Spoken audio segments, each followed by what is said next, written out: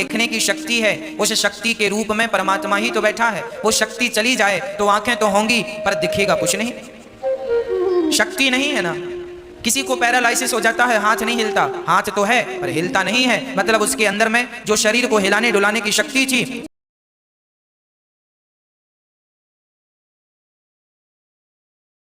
शक्ति उस अंग की निकल कर चली गई। शक्ति गई तो हाथ तो है पर तुम्हारा है भैया, उठा लो, तुम अपने बल से उठा सको तो तुम अपना हाथ भी नहीं उठा सकते। इसलिए केवल भगवान में अपना समर्पण कर दो, इसी से हम जीव मात्र की भलाई है।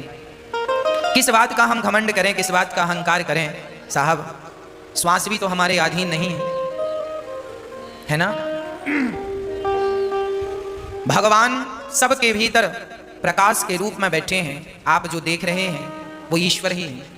इसलिए सबको भगवान जानकर सेवा करने लग जाओ। यदि आप सबको भगवान जानकर सेवा करेंगे तो आपका भी कल्याण हो जाएगा। आप सबकी सेवा करो। एक किसान था,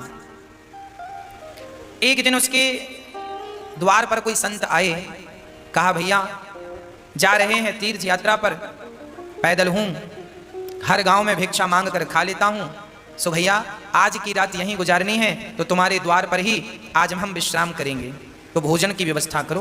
किसान बड़ा धार्मिक था, उसने बढ़िया संत के लिए कच्चा दे दिया, आटा इत्यादि। संत ने कच्चा ही मांगा, कहा लो। संत ने बना करके उसे भोग लगाकर किसान को प्रसाद देकर ग्रहण कर लिया। संत ने सोचा कि इसका अन्न खाए है, कुछ इसकी सदगति। देखो संत के पास क्या है देने के लिए, संत के पास देने के लिए एक ही चीज है, बोले ईश्वर तक पहुंचने का उपाय, ईश्वर तक पहुंचने का रास्ता संतों को पता है, सो वही रास्ता सबको बताते रहते हैं। किसी की समझ में आता है तो उस रास्ते पर चल के वो ईश्वर तक पहुंच जाते हैं, किसी की समझ में नहीं आता सो नहीं पहुंच पाते। संत ने कहा किसान से, भैया तुम रोज 1 घंटा कीर्तन किया करो। किसान ने कहा सरकार ये काम नहीं हो सकता, मैं किसान हूं और बहुत काम रहता है, पत्नी बच्चों में किसानी में समय बिल्कुल नहीं मिलता कि मैं 1 घंटा कीर्तन करूं। तो संत ने कहा कोई बात नहीं, तुम 1 घंटा कीर्तन नहीं कर सकते तो पास में कोई मंदिर हो तो नियम बनाओ और नियम से एक बार ठाकुर जी का दर्शन करने मंदिर जाया करो। किसान बोला सरकार हम ये भी नहीं कर सकते, मंदिर थोड़ा 100-200 कदम पे दूर है, कई बार समय नहीं मिलता, भागना पड़ता है खेत की तरफ। अब संत बड़े चक्कर में पड़े से क्या उपाय बताऊं। तो संत ने उसी से पूछा अच्छा ये बताओ तुम क्या कर सकते हो, जो भी करना नियम से करना, वो नियम तोड़ना मत। यदि तुम इस नियम से चलोगे तो तुम्हारी भी नैया पार हो जाएगी। तो किसान बोला मेरे बगल में घर के बाजू में एक कुम्हार रहता है, घड़ा बनाता है, आप कहो तो मैं उसका रोज दर्शन कर लिया करूंगा, ये नियम हो सकता।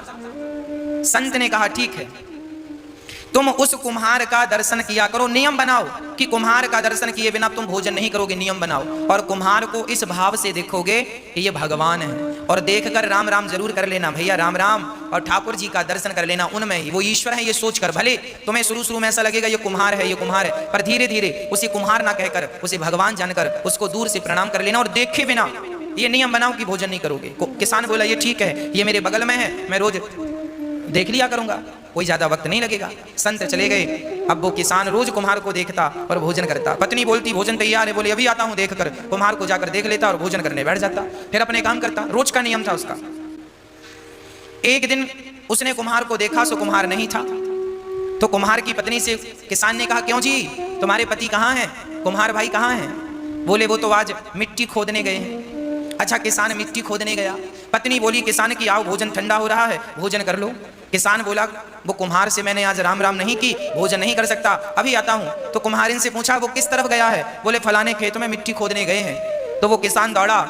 अच्छा कुम्हार मिट्टी खोद रहा था, तभी अचानक उसको खुदाई करते करते एक सोने का घड़ा मिला, उसमें ढेर सारे सोने के सिक्के भरे थे। अब कुम्हार को सोने का घड़ा मिल गया।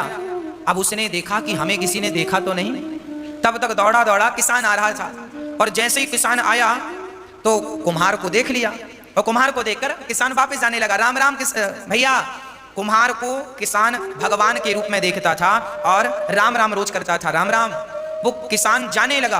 अच्छा कुम्हार को क्या लगा कि इसने देख लिया, तो कुम्हार ने आवाज लगाया भैया रुको।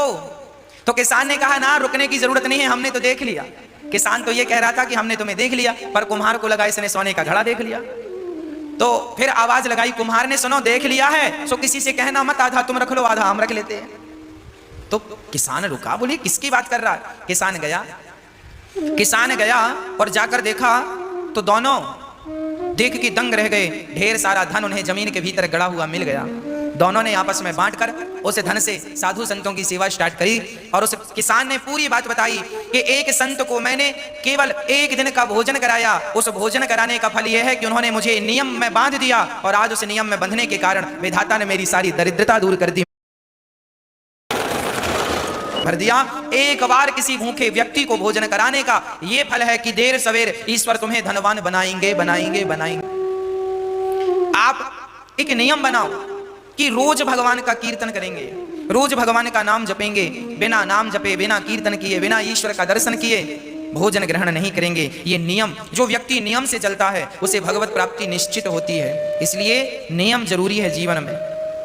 संयम और नियम, संयमी बनो, भोग और विलास से मन को हटाओ और ईश्वर के प्रेम के नियम में बंध जाओ।